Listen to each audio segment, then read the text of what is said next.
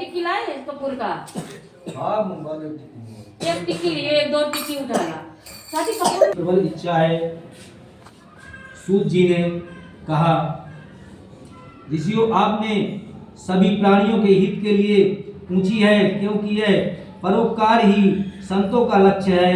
इसलिए यह श्रेष्ठ व्रत को आप लोगों से कहूंगा, जिस व्रत को नारद जी ने श्री भगवान कमलापति से पूछा था।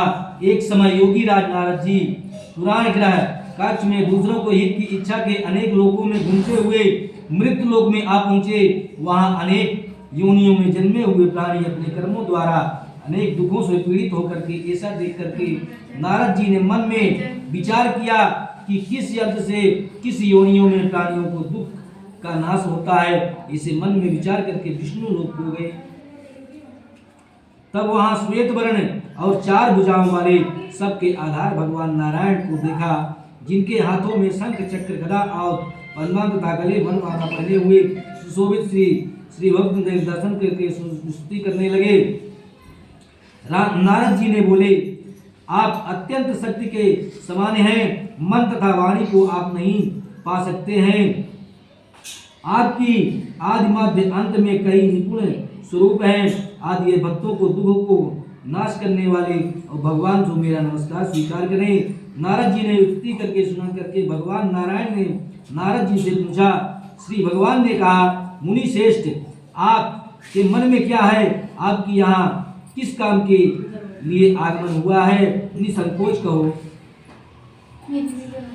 नारद जी ने कहा, प्रभु मृत्यु लोक में प्रातः अपने अपने पाप कर्मों द्वारा विशिष्ट योनियों में उत्पन्न सभी लोग अनेक प्रकार के दुखों से दुखी हो रहे हैं, तथा यदि आप मुझ पर दया रखते हो तो बताइए कि इन मनुष्यों को सब दुखों से थोड़े से ही व्रत में कैसे दूर हो सकेंगे।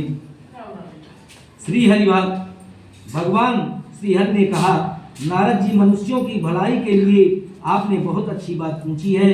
व्रत करने की प्राणी में मोह से मुक्त हो जाता है, और सो मैं उस महान शक्तिशाली व्रत को कहता हूँ। श्री सत्यनारायण भगवान का व्रत महान पुण्य देने वाला है तथा स्वर्ग एवं मृत्यु लोक में अत्यंत दुर्लभ है। श्री सत्यनारायण का व्रत पूर्वक विधि विधान से करने पे मनुष्य मृत्यु लोक से सुख भोग करके अंत में शरीर को छोड़ करके मोक्ष को प्राप्त होता है। भगवान श्री मुक्त से वचन सुन करके नारद जी ने पूछा,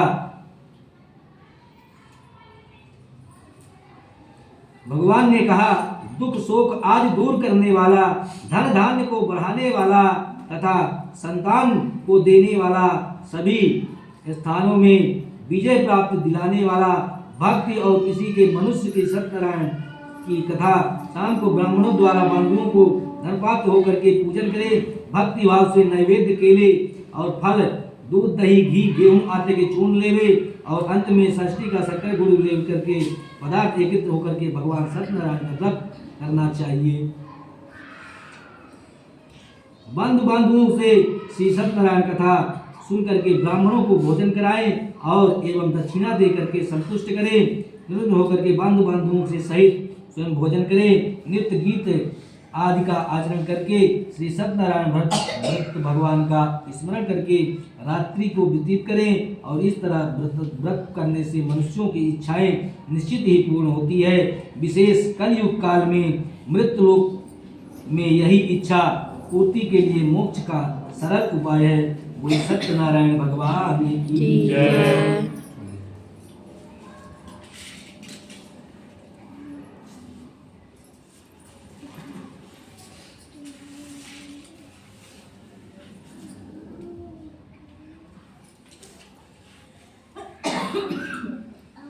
सूत जी ने बोले, दियो जिसने पहले समय में इन व्रत को किया है, मैं उसका इतिहास कहता हूँ, उसे ध्यान से सुनो।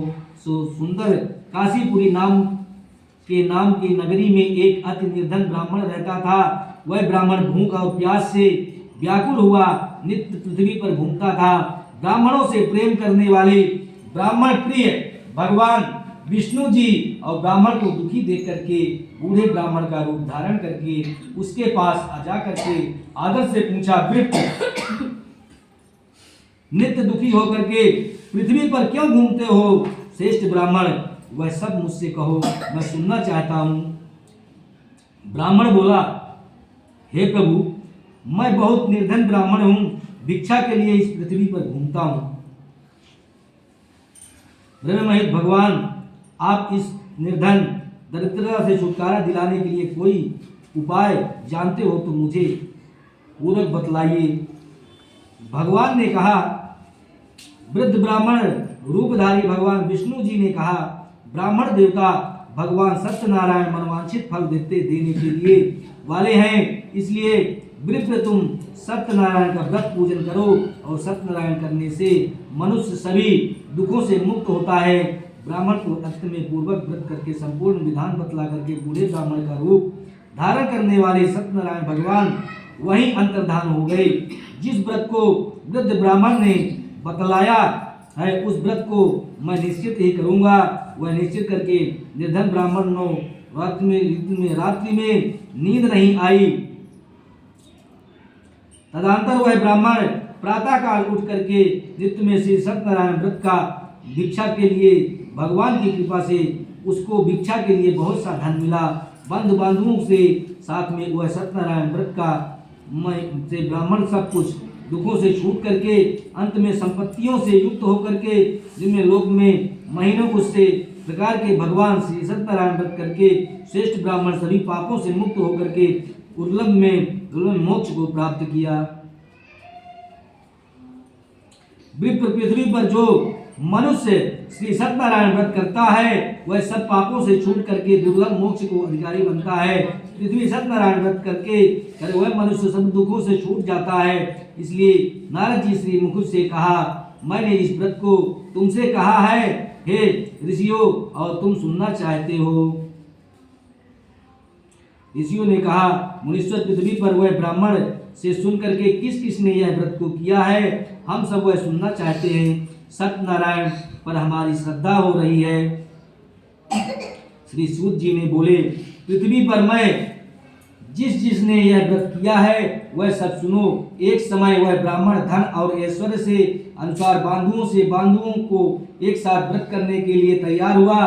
सभी समय एक लकड़हारा ने और बाहर लकड़ियों का गट्ठर लग करके ब्राह्मण के घर में आ गया। प्यास से दुखी होकर के लकड़हारे ने ब्राह्मण से व्रत करते हुए देखा। ब्राह्मण को नमस्कार किया, कहने लगा कि आप प्रभु, आप यह क्या कर रहे हैं और इससे करने से क्या फल मिलता है, वह विस्तार पूर्वक से मुझसे कहो। तो ब्राह्मण ने कहा, सभी मनोकामनाओं को पूरा करने वाला श्री सत्यनारायण भगवान का व्रत है। इसी प्रकार व्रत के प्रभाव से यह धन धान्य की बुद्धि। और वृद्ध ब्राह्मण ने इस व्रत को बारे में जान करके लकड़हारा को बहुत प्रसन्न हुआ। चरणामृत लेकर के प्रसाद खा करके नगर को चला। लकड़हारे ने मन में इस प्रकार विचार संकल्प किया कि आज ग्राम में लकड़ी बेचने से जो धन मिलेगा वह उसी सत्यनारायण व्रत का उत्तम व्रत करूंगा। मन में विचार करके बूढ़ा लकड़हारा ने अपने सिर पर लकड़ियों का रख करके जिस नगर में लोग रहते थे ऐसे नगर में गया जहां फल स्वरूप में बूढ़े ब्राह्मण को लकड़हारे ने अन्य दिनों से अपेक्षा लकड़ियों का दाम दुगनी मिली और मात्रा में मिल करके। तदंतर वह बूढ़ा ब्राह्मण ने लकड़हारा ने से सत्यनारायण सामग्री लेकर के अपने घर को आकर के बांधुओं को साथ विधि विधान पूर्वक पूजन किया। प्रभाव से लकड़हारा ने पुत्र आदि मुक्त से हुआ। संसार में समस्त दुखों को भोग करके अंत में वैकुंठ धाम को चला। बोले सत्यनारायण भगवान की जय, बोले विष्णु भगवान की जय। श्री सूत जी ने बोले, ये ध्यान पूर्वक से कहो, सुनो। प्राचीन समय में उल्लक मुख नाम का एक बुद्धिमान राजा रहता था। उल्लक मुख सक्त वक्ता एवं जितेंद्र, इंद्रियों से विद्वान, प्रतिदिन देव स्थानों में जाता था। ब्राह्मणों को धन देकर के उन्हें संतुष्ट करता था। उसी समय धर्म पत्नी कमल के समान देव स्थानों में वह मुख वाली और सती सांध्वी शील आदि में नियम गुणों से संपन्न होकर के एक दिन भद्रशील नदी के तट पर दोनों भगवान के सत्यदेव का एवं पूजन कर रहा था। जिस समय राजा अपने परिवार के साथ व्रत एवं पूजन कर रहे, उसी समय एक साधु वैश्य वाणी से अपने उसके पास व्यापार के लिए बहुत सा धन भद्रशील नदी के तट पर अपनी नाव के किनारे ठहरा कर राजा के पास गया और राजा को व्रत करते हुए निधि पूर्वक पूछने लगा कि साधु ने कहा, राजन, भक्ति इच्छुक से आप यह क्या कर रहे हैं? मेरी सुनने की इच्छा है, यह आप मुझसे बतलाइए कृपा करके। राजा बोला, हे साधु, अपने बंधुओं के साथ पुत्र प्राप्ति के लिए महाशक्तिशाली सत्यनारायण भगवान की पूजन का व्रत कर रहा हूँ। राजा के वचन सुनकर के वह साधु वैश्य ने आदर के साथ बोला, राजन, मुझे इस व्रत को विधान बतलाइए। आपके कथा अनुसार इस व्रत को मैं भी करूंगा। कोई मेरे संतान नहीं है। विधि सुनकर करके आनंद के साथ घर आकर के अपनी स्त्री से शांति से देने वाला वह उत्तम व्रत का समाचार सुनाया और कहा, मेरे संतान होगी तब मैं इस व्रत को करूंगा। ऐसे वचन सुनकर के पत्नी लीलावती से कहा। एक दिन लीलावती आनंद से एक सांसारिक धर्म से प्रेरित होकर के सत्यदेव की कृपा से गर्भवती हो गई। समय बीतते 10वें महीने में एक सुंदर सी कन्या का जन्म हुआ। कन्या दिन दिने प्रकार बढ़ती गई, जैसे शुक्ल पक्ष का चंद्रमा बढ़ता है। इसलिए कन्या का रूप संतान के भगवान से सत्यदेव करूंगा। भगवान की कृपा से हमारी कन्या को जन्म लिया। संतान रूप हुआ। साधु बोला, हे पुत्र, विवाह के समय लगूंगा। जल्दी से अपनी पत्नी को भली बात से आवासन दे करके इधर कन्या का कृत्य होकर के प्राप्ति हो गई। नगर में साधु नामक पूर्वक से दे करके अपने देखभाल के वैश्य के अपने बंधुओं के लोगों को साथ में होकर के अपनी पुत्री का कलावती का विवाह श्लोक पुत्र में दिया। लेकिन दुर्लभ में विवाह के समय सत्यदेव की व्रत का पूजन का विधान पूर्वक वह व्रत संकल्प करने के बाद संकल्प पूरा न करने पर भगवान सत्यदेव की कबूत होकर के गए और चित्रदेव नगर में ससुर जमाई व्यापार करने के लिए रंग प्रक्रिया की देख करके सत्यनारायण भगवान का श्राप दिया। इसके दारुण कठिन महान दुख प्राप्त होगा। एक दिन भगवान सत्यनारायण की माया से प्रेरित होकर के चोर राजा के धन को चुरा करके किंतु अपने पीछे से राजा के दूतों को आता देख करके चोर घबरा करके भागने के वही चुपचाप हुए और दूतों ने साधु वैश्य को राजा के धन में दे करके बांधुओं के साथ व्यक्त वक्ता राजा के समीप जाकर के बोले, हम पकड़ कर आए हैं, देख। और राजा आज्ञा की कठिन कारावास में डाल दिया। भगवान सत्यदेव की माया से किसी ने उन दोनों की बात नहीं सुनी और राजा चंद्रकेतु उन दोनों को धन भी ले लिया। तब सत्यदेव की कृपा से उदय पुत्री कलावती दुखी हो गई। घर जाकर के धन रखा जो चोर चुरा ले गए। वहां लीलावती शारीरिक मानसिक पीड़ा से, भूख से, प्यास से दुखी होकर के चिंता में दूर भटकने लगी। कन्या कलावती भोजन के लिए इधर उधर भटक रही थी, घूमने लगी। एक दिन भूखा प्यासा अति दुखित होकर के चिंता के कलावती ब्राह्मण के घर गई। उसने सत्यनारायण व्रत को होते हुए देखा, बैठ करके उसके कथा अनुसार सुनी, वरदान मांगा। इस तदंतर प्रसाद खाकर के ग्रहण करने से कुछ रात होने पर गई।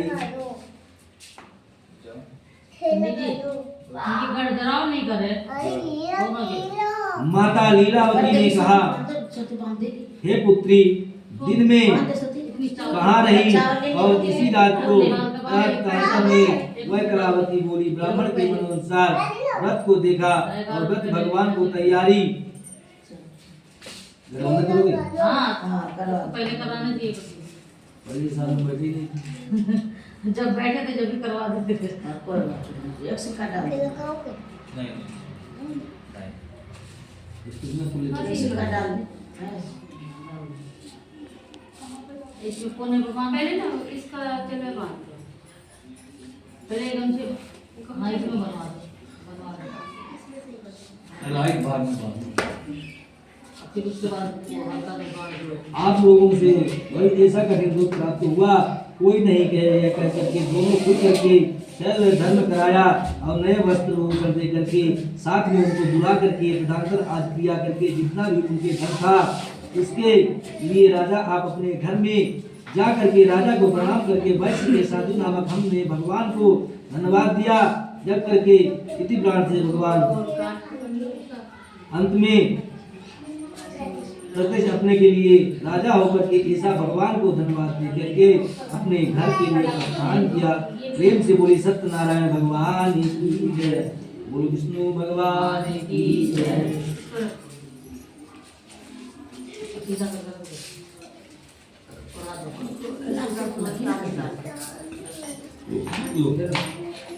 गर्मी लग रहा है क्या श्री सूत जी ने बोले, हे कुंभलाचार, ब्राह्मणों को धन दे करके अपने नगर की यात्रा आरंभ करके वह थोड़े से भगवान के सभी आपकी नाव में हंसता हुआ और बोला, गांधी आपके पूछते हो क्यों आपकी इच्छा धन लेने की इच्छा है। नाव में बेल पत्ते आदि भरे हैं। वैश्य ने सुनकर के भगवान से तुम्हारा वचन कहना सत्य हो। यह डांडी सन्यासी का धारण किए सत्यनारायण भगवान वहां से चले गए और कुछ दूर जाकर के समुद्र के किनारे बैठ गए। नानी के चले जाने के बाद निपुण ने पश्चात नाव को जल में ऊपर और ठंडी दे करके वह आश्चर्य में गिरा गया। फिर मूर्छित होकर के गिरा, शोक में लगा। उसके दिमाग और इस प्रकार के आप शोक ना करें, अतः डांडी का श्राप है। उनकी शरण में चलना चाहिए, हमारी मनोकामना पूर्ण होगी, क्योंकि सब कुछ कर सकते हैं, इसमें कोई संशय नहीं है। दामाद के वचन सुनकर के साधु वाणी से डांडियों के साथ में अंत में प्रणाम करके बोला, मैंने आपसे जो असत्य वचन कहे थे उसके क्षमा कीजिए। ऐसा कहकर के महान सुबोध में रोने लगा। मेरी आज्ञा से वह बार बार तुम्हें दुख प्राप्त हुआ है।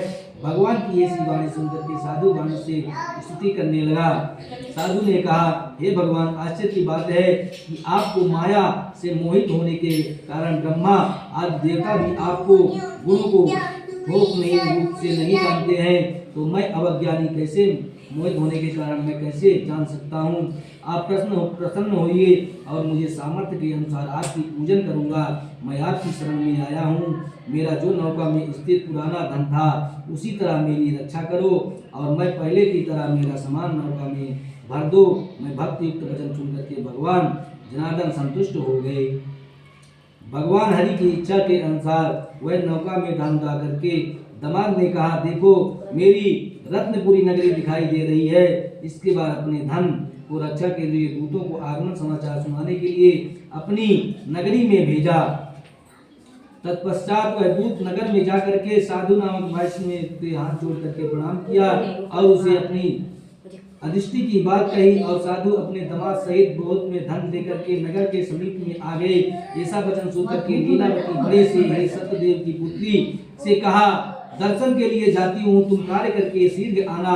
माता का ऐसा वचन सुनकर के कलावती अपने समस्त प्रकार के प्रसाद को छोड़ करके दर्शन के लिए चली गई। प्रसाद की अवज्ञा के कारण सत्यदेव में रुष्ट हो गए, सहित में रुष्ट हो गए। उनकी पति को नाव में के सहित पानी में डुबो दिया।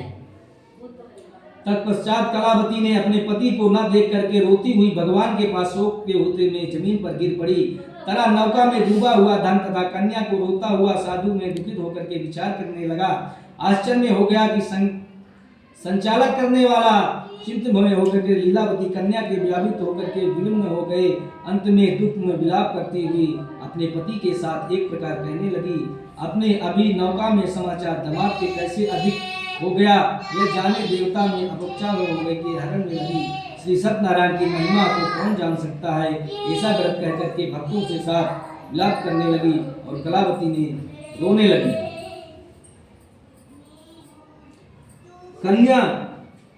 कलावती कन्या के अपने पति के नष्ट हो जाने के बाद दुखी हो रही थी, तो अपने पति को पादुका लेकर के उनका आगमन करने के लिए उसने मन में निश्चय किया। कन्या का इस प्रकार आचरण देख करके पत्नी सहित साधु वाणी से हुआ करके विचार करके भगवान सत्यदेव के दामाद के साथ धन धान्य और भरी इस नौका में अपहरण किया कि हम अथवा उनकी माया में मोहित होकर के अपनी धन शक्ति अनुसार मैं आपकी पूजन करूंगा। सभी लोग आपके सामने साधु और अपने मन की इच्छा प्रकार करके बारंबार भगवान सत्यदेव का दंडवत प्रणाम किया और प्रार्थना किया कि मुझसे मेरे परिवार से जो भूल हुई है उसे क्षमा करो। उससे दिन में सुन करके भगवान दीनदयाल और आकाशवाणी के साथ में कन्या के प्रसाद को छोड़ करके अति प्रसन्न हो गए कि निश्चित में यह कन्या का वचन पति ने देखा,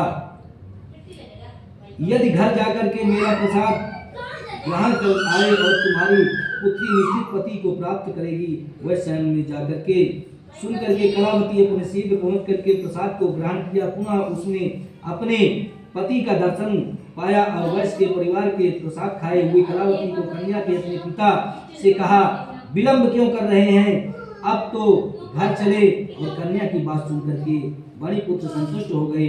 श्री सत्यनारायण भगवान संकेत होकर के सत्यनारायण भगवान की पूजन करते हुए लोक में सुख भोग करके वैकुंठ लोक को चले गए। बोले सत्यनारायण भगवान की जय, बोलो विष्णु भगवान की जय।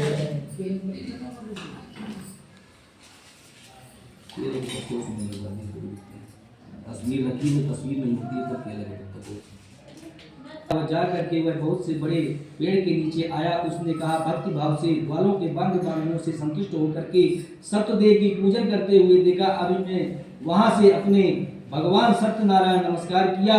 जब ग्वालों ने प्रसाद खाया तो उसके रख करके अपनी सुंदर नगरी को चला गया। ग्वालों ने भगवान से इच्छा अनुसार प्रसाद ग्रहण किया और राजा को प्रसाद की परित्याग करने बहुत सा दुख हुआ। जब अपने राजमहल में आया तो देखा उसके समय में एक संतुष्ट धन को नाश किया, इसलिए वह मुझसे और सत्यनारायण की पूजन कर रहा था। तत्पश्चात जिसका समीप गया वह दोनों से भगवान सत्यदेव की राजा पुनः धन और पुत्रों के संपन्न हो गया। लोक में सभी दुखों से उत्पन्न होकर के अंत में वैकुंठ लोक को प्राप्त हुआ। भगवान की कथा को भक्ति युक्त होकर के सुनता है और उसे भगवान सत्यदेव की कृपा से धन धान्य की प्राप्ति होती है। निर्धन धनी होता है, बांधुओं से मुक्त होता है, वह सभी मार्गों में विभाग होता है। कलयुग में श्री भगवान सत्यदेव की कृपा से यह सुनाता है, भगवान सत्यनारायण की कृपा से पाप सभी नष्ट हो जाते हैं। विष्णु ने कलिकाल में जिस व्रत को किया है उसके अगले जन्म की कथा कहता हूँ। जय जय हनुमान जय जय।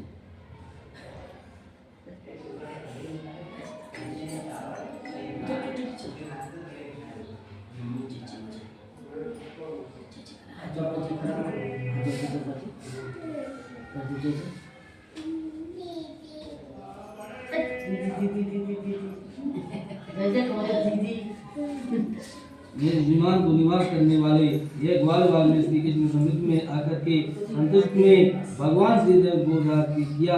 बोले सत्यनारायण भगवान की जय।